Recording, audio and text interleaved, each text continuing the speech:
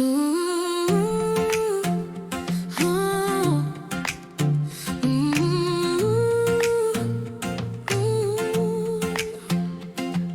The Center for Spiritually Integrated Arts, a beloved community we choose to be, where art, life, and spirituality connects you and me. Science of mind and spirit, the foundation we teach and live. Love, joy, and belonging are the gifts we have to give. Our consciousness, our being, open at the bottom, open at the top. We're not simply one with God, but we are it itself. It will never stop. SIA, our spiritual center, family and home. It's where we come to practice and remember there is only one life, one mind, one infinite, eternal, self-existent. 'Cause we pause, embodying all that we are. We shine like a glorious star.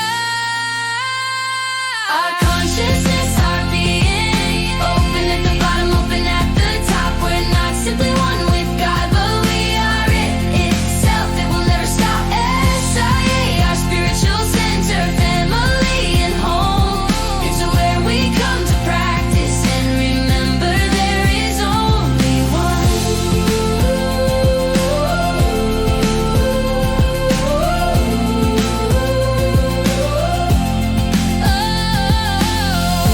Spirituality, it's our way of life. We value laughter, truth, and justice. We express artistry as our living practice. So come and join us at SIA.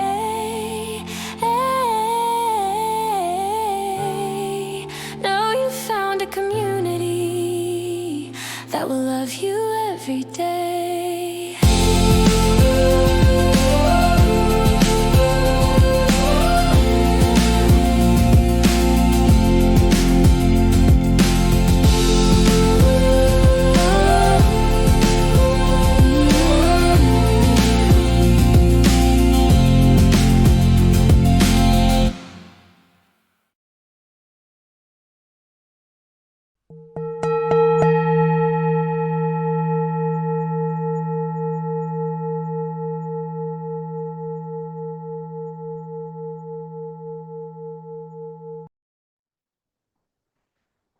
Namaste, greetings and blessings, and welcome to the Center for Spiritually Integrated Arts. This is our Sunday message, and I am Reverend Dr. Raymont Anderson, the founder and spiritual director of this center. And I invite you to watch not only this Sunday message, but any of our archived messages.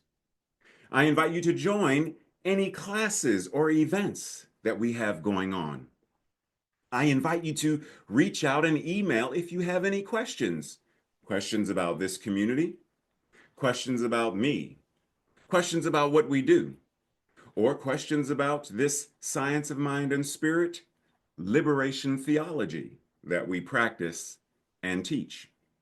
And if by chance you find yourself seeking beloved community with other like-minded beings, even if you already belong, are a member of another community, church, or center, you are more than free to have multiple affiliations wherever you are fed and find community. You are invited. And lastly, feel free to click like, subscribe, and share this or any other message or announcements with others in your circle. And with that, much appreciation, love, and blessings. Enjoy the message.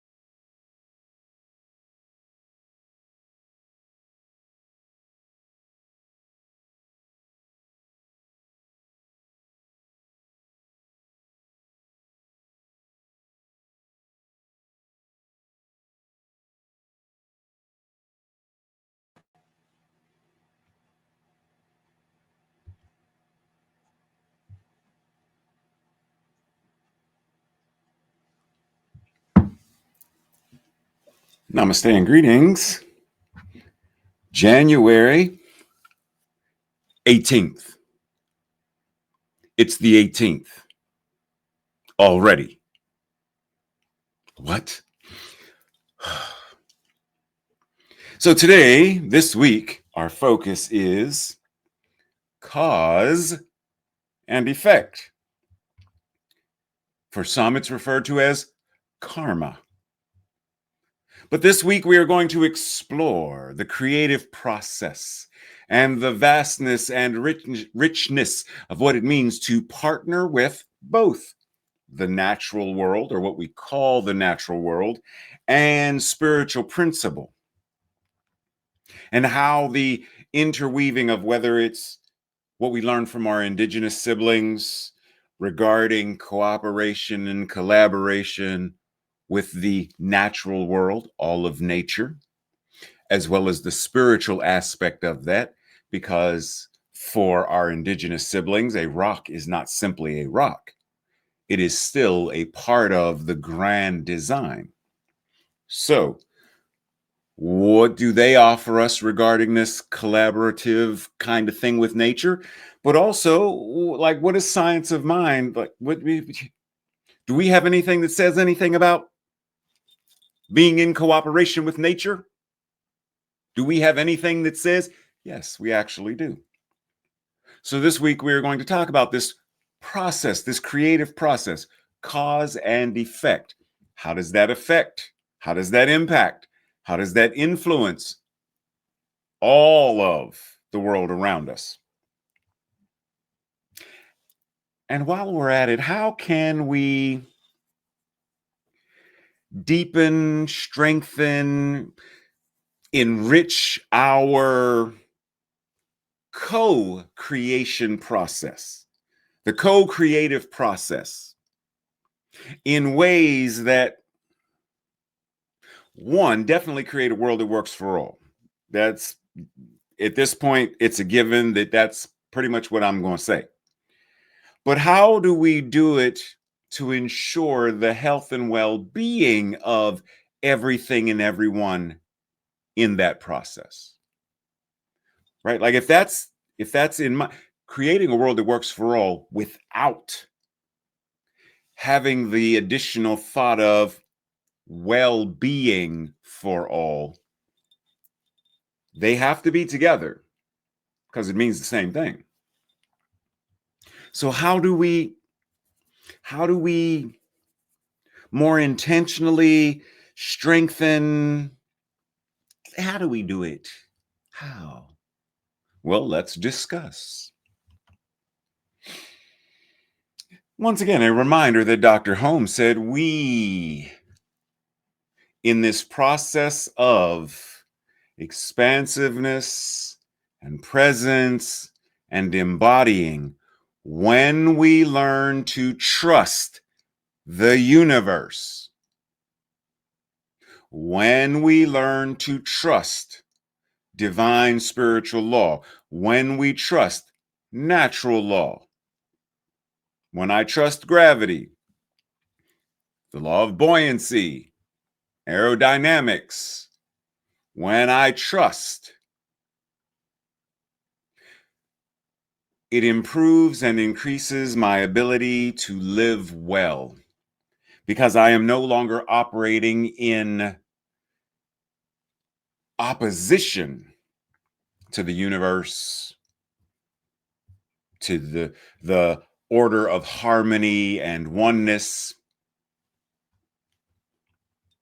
But once again, it comes down to, what does it mean for me to trust? And what does it mean for me to trust to that degree? Infinite and immutable as the law is, ever present and available as it must be, the potential possibility of all human probability, it must flow through us and as us in order to manifest for us and as us.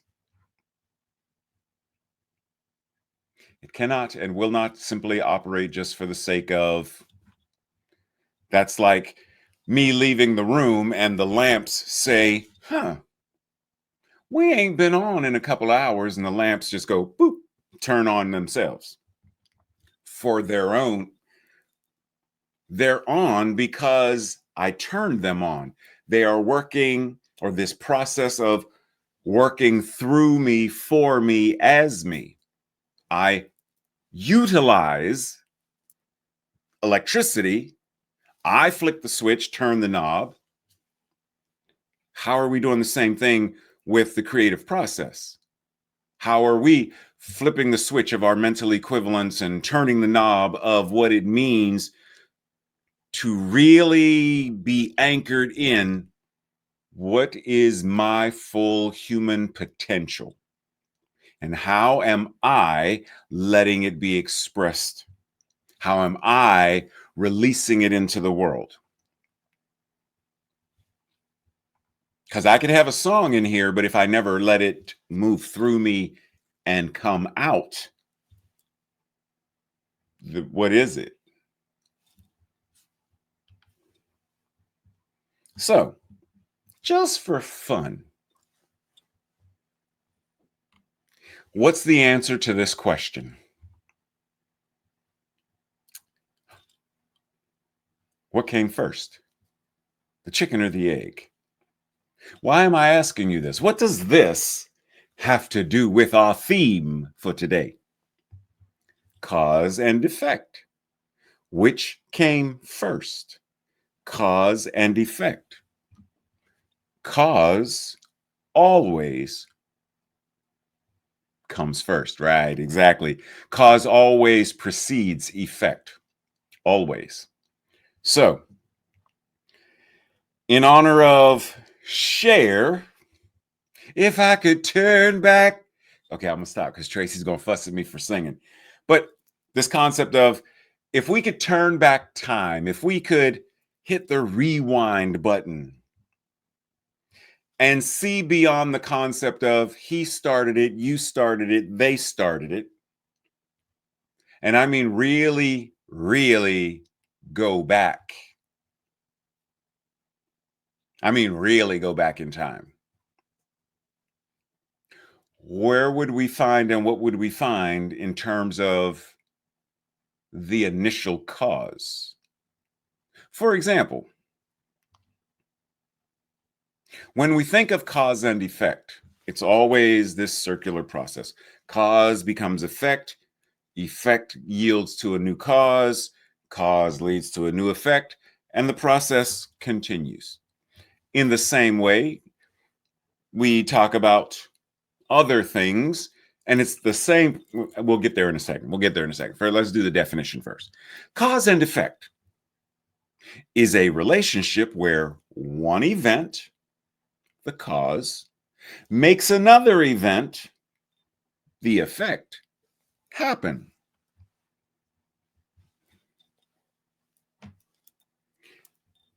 If I open my fingers, the blistex falls.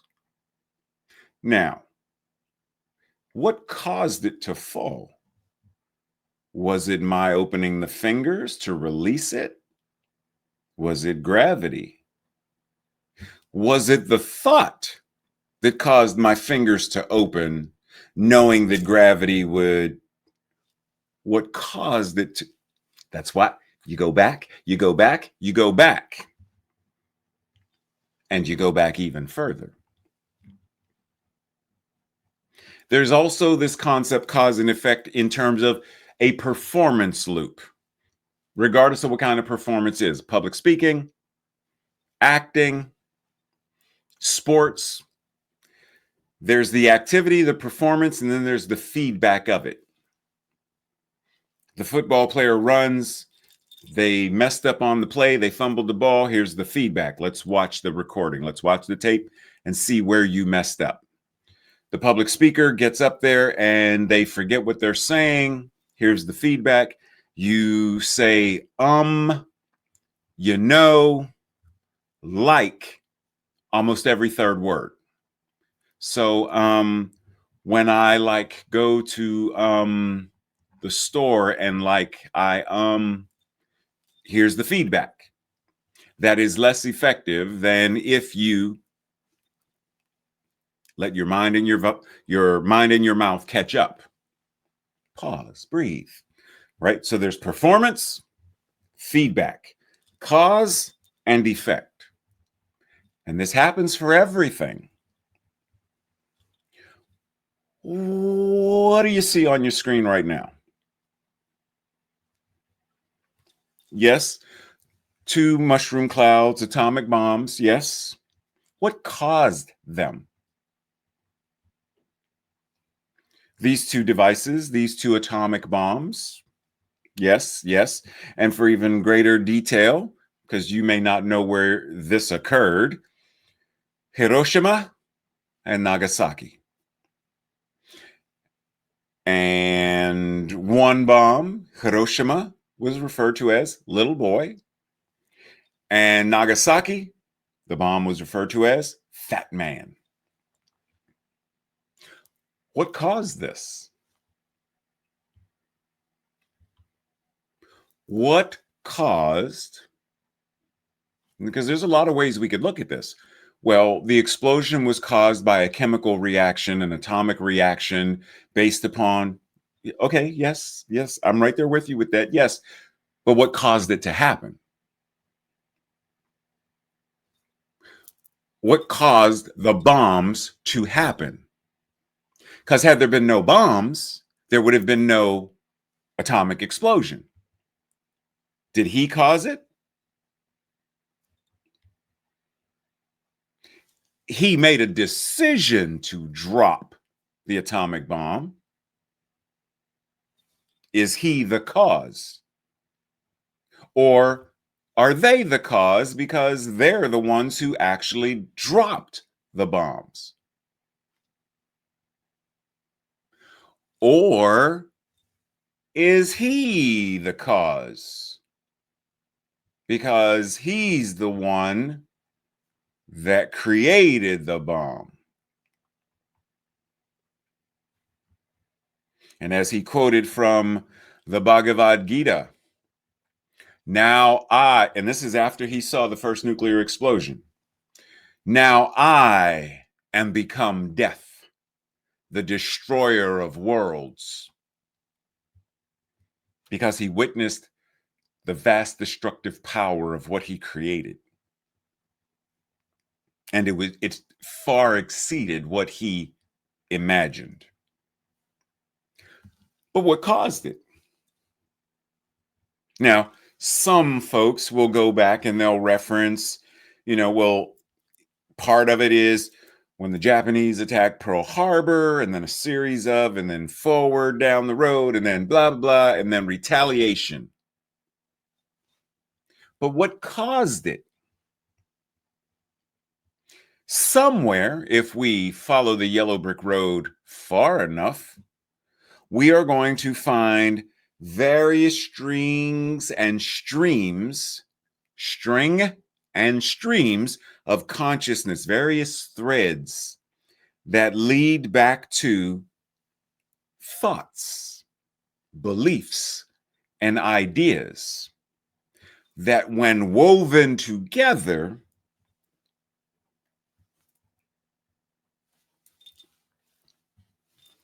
created what we are talking about. See, it's not necessarily one. Yes, there's first cause, which created everything. But in this frame of where we are now, there are multiple collective consciousness. Like there's all kinds of threads being woven and creating. Shallow men believe in luck or in circumstance, whereas strong men believe in cause and effect. Now, what Ralph is saying here is individuals who do not think critically, logically, deeply, they believe that luck or simply the stars or some external something is causing things to happen to them. Whereas the wise, the rational, the logical, the deep thinkers understand everything happens as a result of cause and effect. If you want the effect to change, you must change the cause.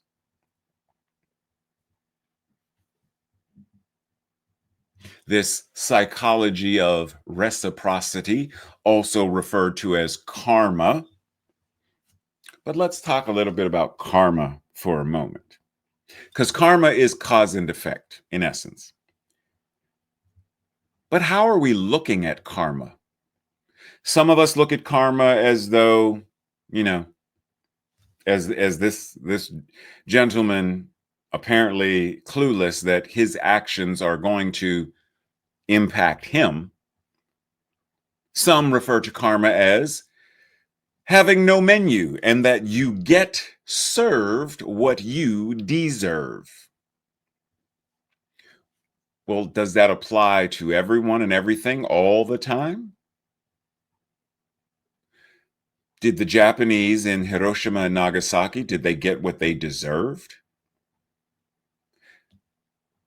Did the people in Hitler's concentration camps get what they deserved? Did the individuals who were trafficked, kidnapped for the transatlantic slave trade get what they deserve? During Jim Crow, did my ancestors get what they deserved?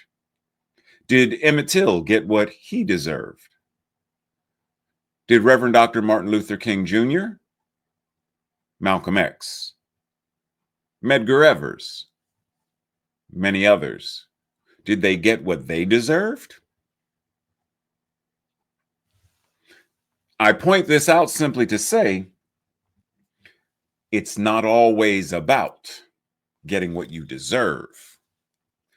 It's getting what is in play, right? Even with the image that we are looking at.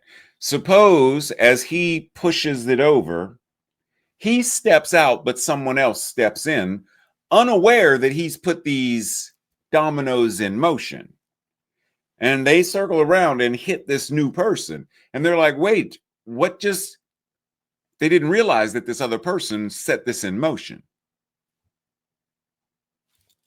How many people were walking to and from school and work in Hiroshima, completely oblivious to what has been set in motion regarding the dropping of a bomb? They didn't start the process. This speaks to how oneness truly does impact and influence all of us. But I digress. There is also the aspect or concept of karma that is part of our popular culture today, where we say things like, F around, find out. That's karma. You do X, you're going to see Y. If you do this, this will happen. Now, for our conversation, I want us to be mindful that, as I said, everything happens for a reason. Now, pause. Because this concept of everything happening for a reason doesn't necessarily mean that there's an anthropomorphic God giving a lesson, urging a lesson, etc. The reason, everything happens for a reason. I dropped that, so I got to pick up something else. Okay, so ink pen. If I open my fingers, this is going to fall, correct? What was the reason? What was the reason that it fell? Because an anthropomorphic God said, I must teach Ray what it means to gravity. Or was the reason because there is a natural law called gravity that is going to pull this in the direction of the Earth's core? Everything happens for a reason. Most often because of the activities that preceded it. Fingers opened. That's part of the reason, yes. Gravity, also part of the reason. Apples being red, there's a reason. Apples being green, there's a reason. Being sweet, being bitter, there's a reason. Lemons being bitter, there's a reason. Spices being spicy, there's a reason. This device called atomic bomb destroying, there's a reason. So when we pause and really think about, what am I thinking? And how am I thinking? How is my thinking? How are my thoughts causing various things to occur?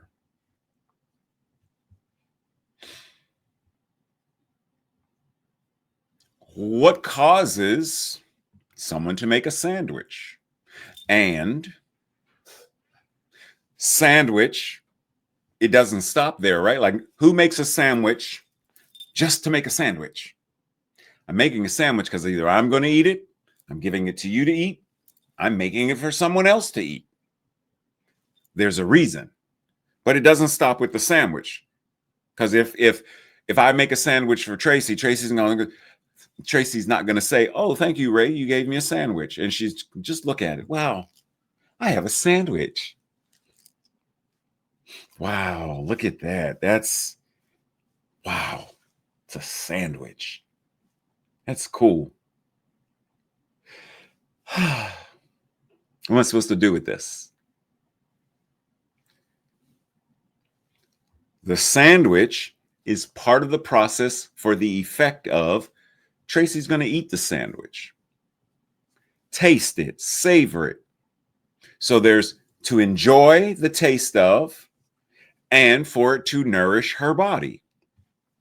Both and. So it need not be one singular effect. It can be a rippled effect of several reasons, experiences, conditions, and circumstances as a result. That's one reason why people select various things to go on the sandwich in order to have a very different experience each time. But if we trace it back, how many things had to occur before this moment in time? How many different things had to be caused? Right? Pick one. The father and the son in the upper corner, the father has the gray and green shirt. In order for this moment to have happened, in this moment right here, the father had to have been born, which means his parents had to have somewhere met, had sex, pregnant, baby, cared for him to a certain degree, somewhere, somehow, some way, that he grew into this man, who also then met someone or some way, unless the child's adopted, but then there's that process. Somewhere he made the decision, child. But it doesn't stop there, because also for this moment to happen, where'd the shirt come from? Where'd the pants come from? Where'd the shirt the young boy is wearing? Where did the home come from? Who built the home? Who painted the home? Where'd the food come from? Who grew the wheat? Who made it into bread? Who made the mustard? What goes into making mustard? Who took it to the store? Who put it on the shelves? You get my point. There are so many threads of creation that move through everything that we are and everything that we do. So if we want to change an effect, we have to really start doing meta quantum trigonometry to really think of what thought, what spoken word, written word, what emotions and feelings and what actions will ripple outward to change a variety of. So that in one sandwich, that's not enough. I'm hungry. Okay, we start there. That's the effect. I feel hungry. Okay, now what? I want a sandwich. Okay, but do you want to make it? Do you want to buy it? Do you want to order it? Okay, so, and then there's a choice and another choice and another choice and another choice, and then manifestation. So it's not one simple change your thinking, change your life. Be specific. In what way must your thinking be changed?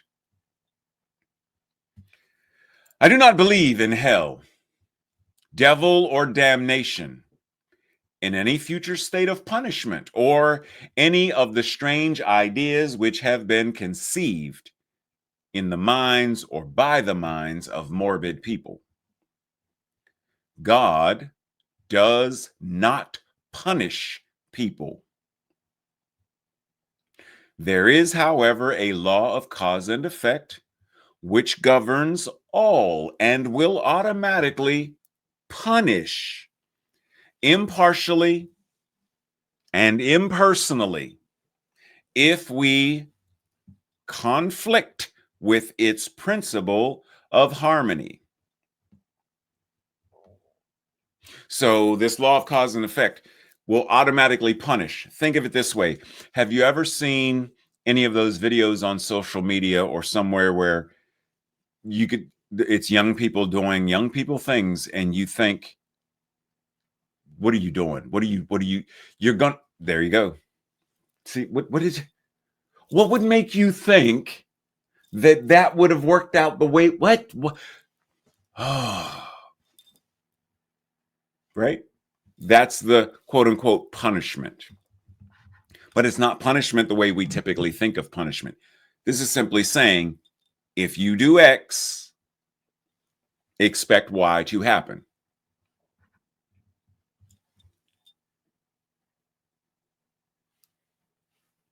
Because otherwise, to jump out of a plane without a parachute and somehow think you are going to magically float or fly safely to the ground, based on what science class did you take?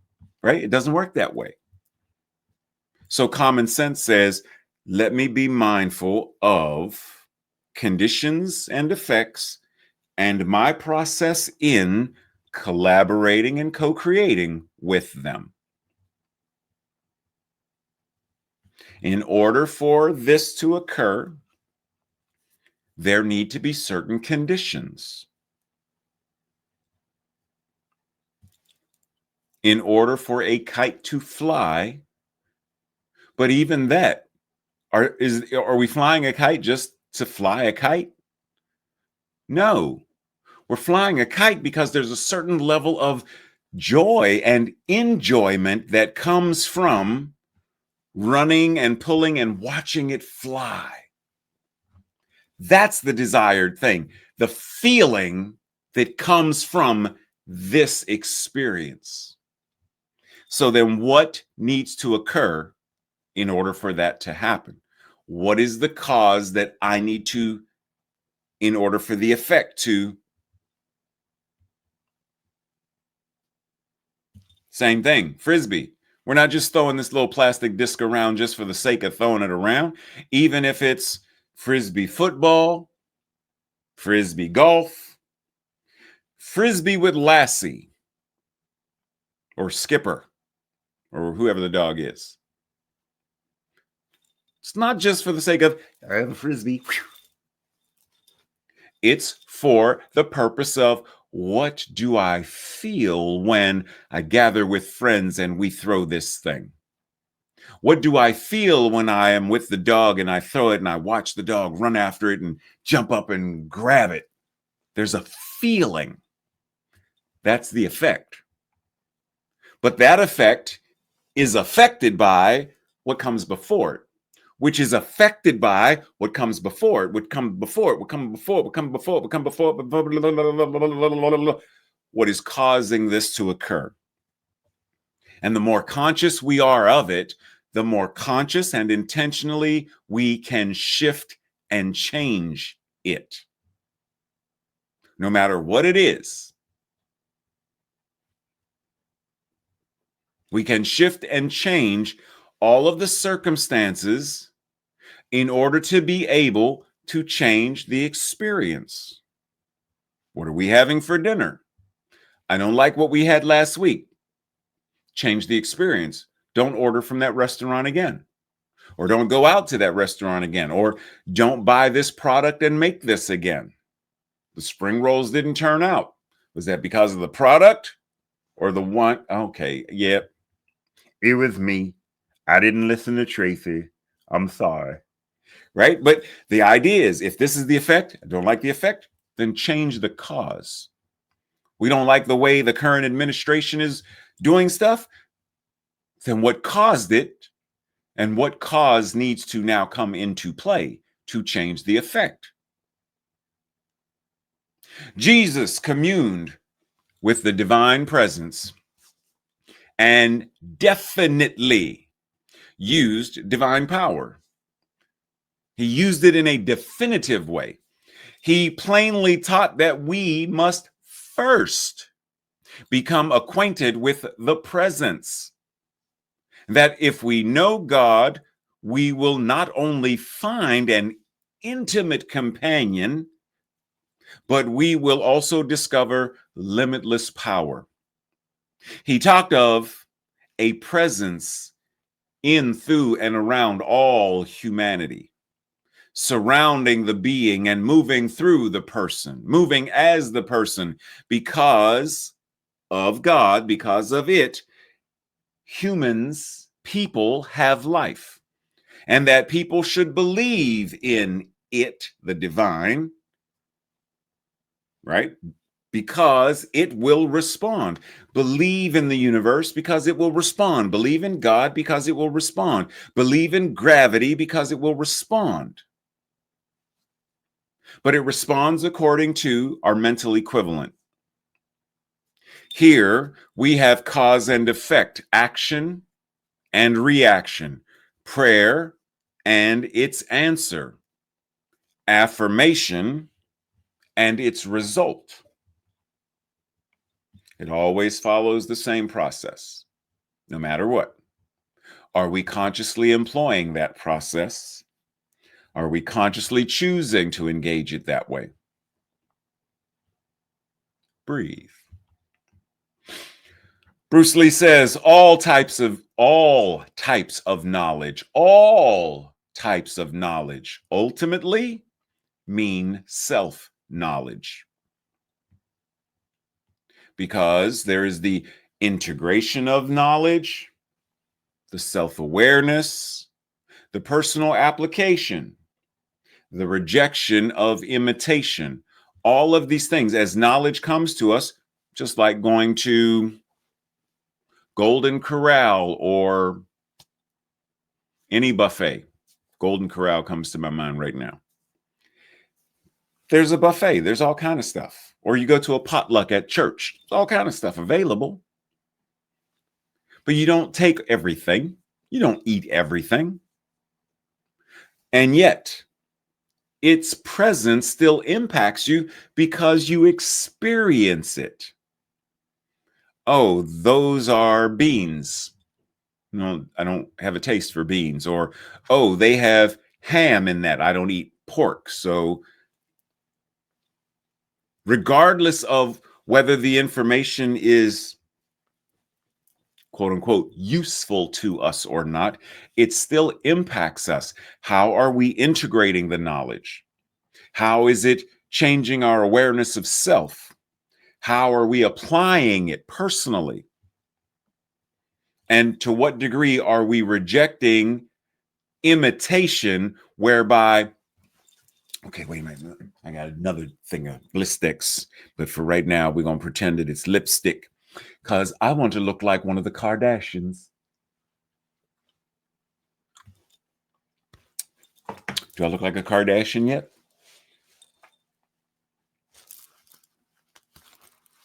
Do I look like a Kardashian yet? No? Okay, forget it. Right? Reject imitation. Stop trying to be like someone else. No matter who. Don't try to be like Denzel Washington. Don't try to be like Ernest Holmes. Don't try to be like Bruce Lee. Be you. Be uniquely you.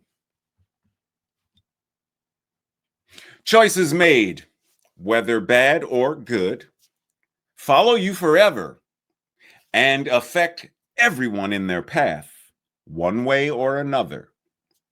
Now, without being morbid about this is simply saying that the choices we make have an impact and influence our lives. My choice to become a public school teacher still follows me, quote unquote, still affects me, still affects students that I have had somewhere, some way, shape, or form. There have been times where Tracy and I going to Pittsburgh to visit my mother, and just out of nowhere, somebody steps off, out of a car or something, and they'll say, "Mr. Anderson, you were my art teacher when I was in." I'm like, I don't remember this person. It's been so long ago. We talking about the early 90s. I remember you got a beard and all kind of stuff. I don't remember what you looked. You was about, I don't remember. But they remember. And they remember to the degree where they wanted to thank me. They could have stayed in their car. They could have just walked. That looks like Mr. Anderson walking by it. That was my art teacher. Okay. And left. But they needed to express gratitude. The choices we make follow us.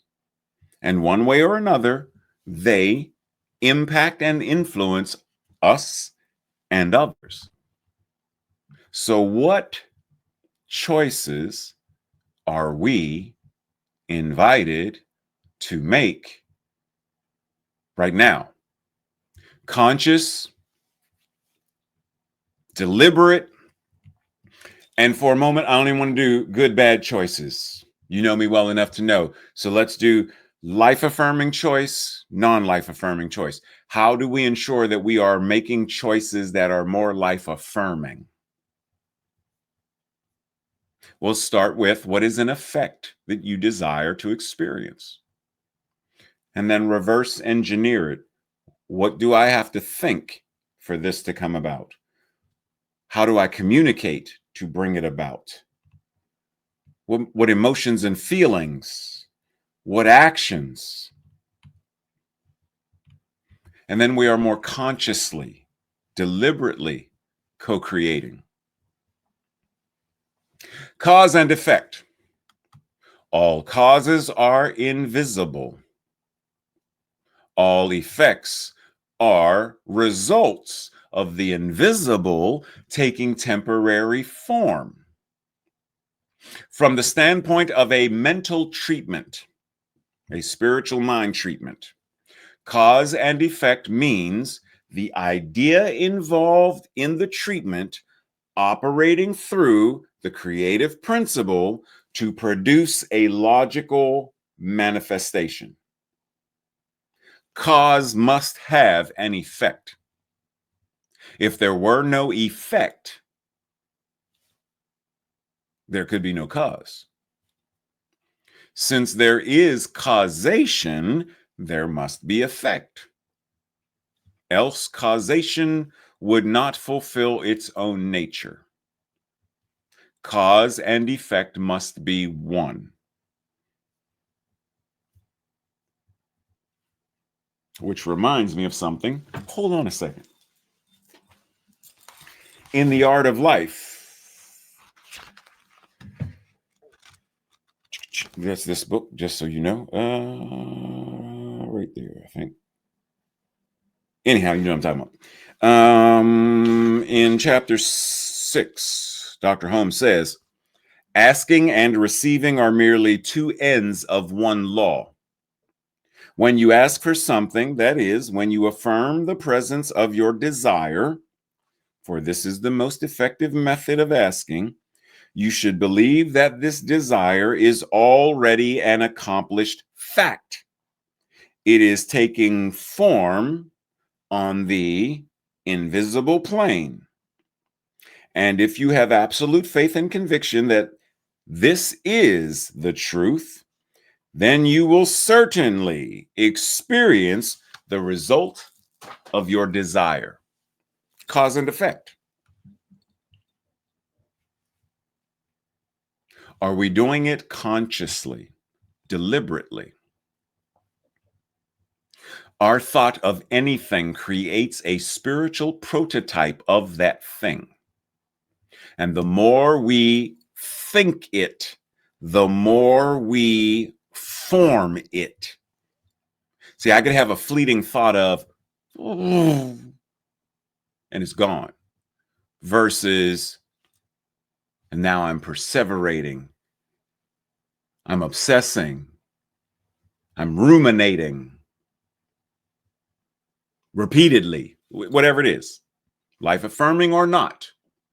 And the more thought, the more energy that the more my mental equivalent invests in it, the more that spiritual prototype takes form.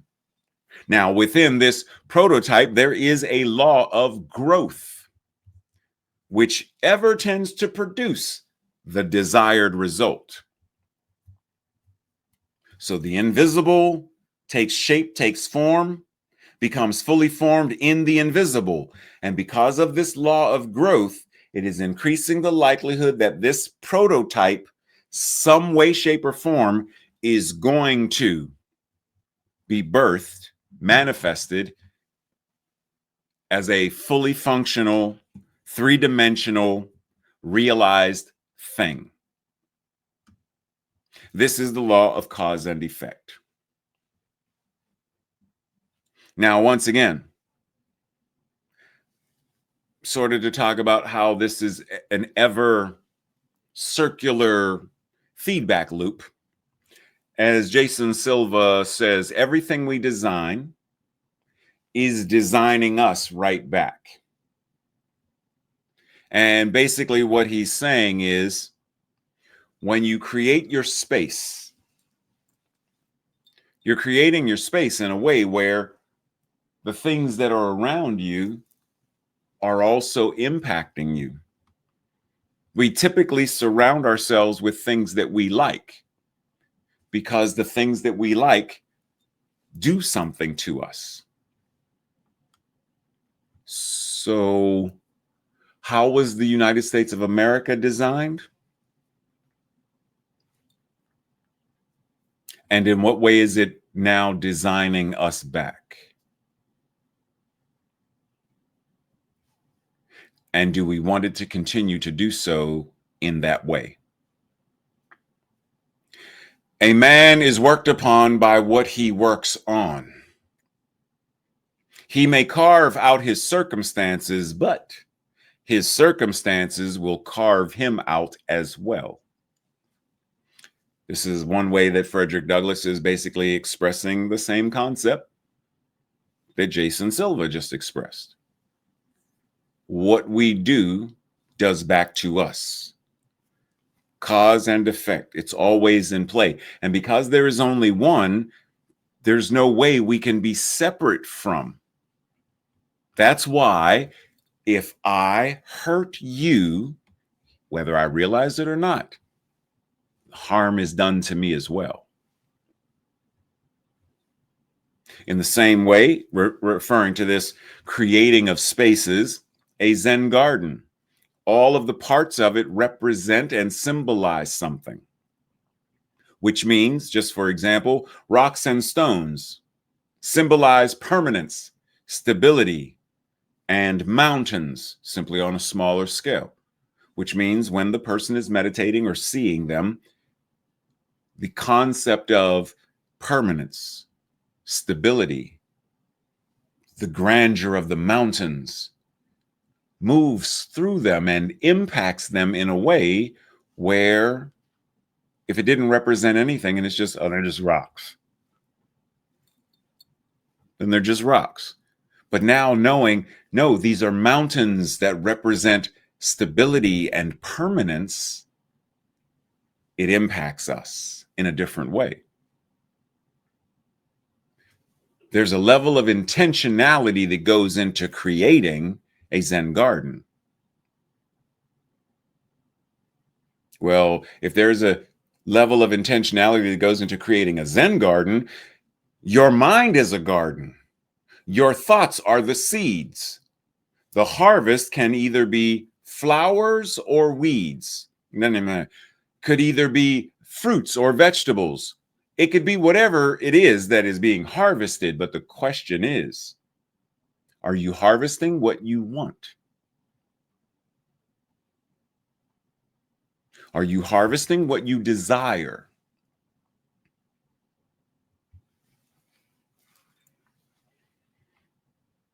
I am the owner of my karma. I inherit my karma. I am born of my karma. I am related to my karma. I live supported by my karma. Whatever karma I create, whether good or evil, that I shall inherit. Now, rather than thinking of karma as some universal thing that we carry as a result of former lives or reincarnation, move that out of mind for a moment. Think of this as, I am the owner of my cause and effect. The things that I have put into motion and the effects that come out of it are born of my mental equivalence. I am surrounded by the karma of, the creative process of, the cause and effect of, the collective consciousness as well, etc., etc. Think of it in a different way. And then ask yourself, so what is my role in this? To what degree am I conscious of this?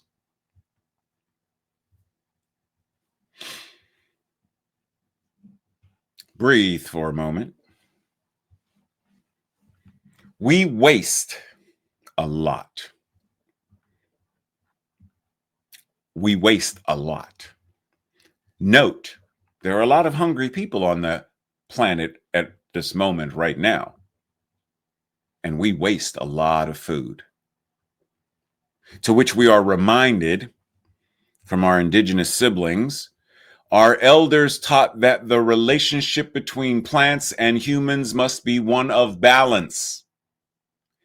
People can take too much and exceed the capacity of the plants to share again.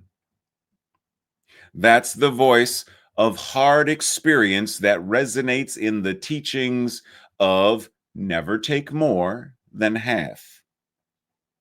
And yet, they also teach that we can take too little. If we allow traditions to die, relationships to fade, the land will suffer. And if the land suffers, we suffer. Cause and effect.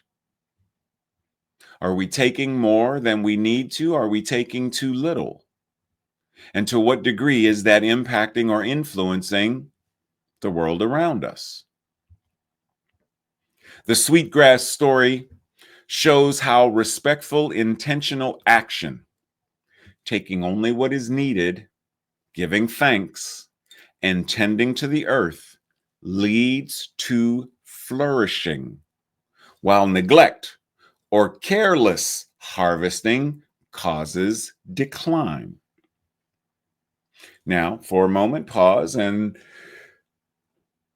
think about how this applies to politics, how it applies to education, how it applies to our health and well-being physically, emotionally, in relationships, how it applies to our finances. Now, this story beautifully mirrors the science of mind teaching that our thoughts and our actions impress upon the law, which then reflects those choices back to us.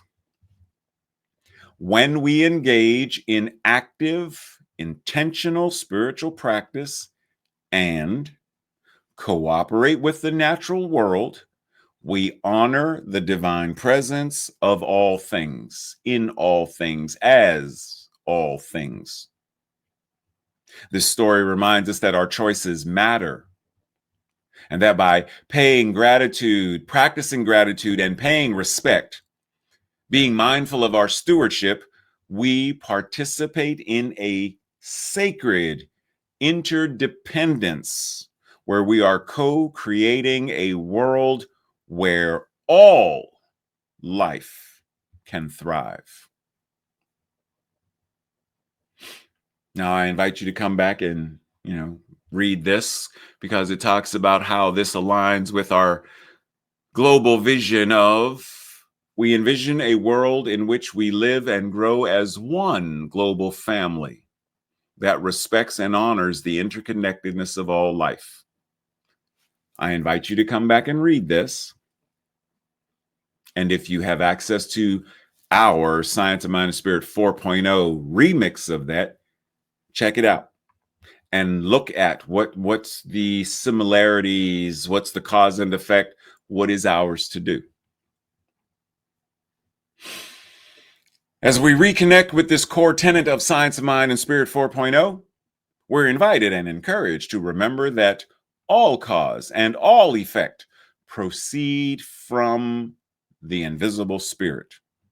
You are one with and as this spirit and cannot be separated from it. Your word has power because your word is the word of God. And your action is the action of God through your mental equivalence. If a different effect, condition, experience is desired, then a different cause must be initiated and maintained. Breathe. This week's declaration, our affirmation, I will say it first. If it resonates with you, I invite you to say it with me the second time. I am creating a world that works for every expression of the divine by the way I utilize the law of cause and effect. Together. I am creating a world that works for every expression of the divine by the way I utilize the law of cause and effect. And so it is. Everything is practice. So this week, for your own personal journal experience or your Thursday night study group questions, what are 3 examples from my life where I changed a cause and received a different effect, either life-affirming or non? Number 2, as an exercise, let me pick one thing that I have accomplished, one thing that I own, and trace back to where, when, and how the cause leads to the effect. 3, how have I designed my living environment, and how does it design me in return? In what ways do I overconsume, waste, and cause harm to nature? Number 5, in what ways am I consciously utilizing cause and effect currently to create a world that works for all? And lastly, in what ways am I weak in my conscious use of cause and effect?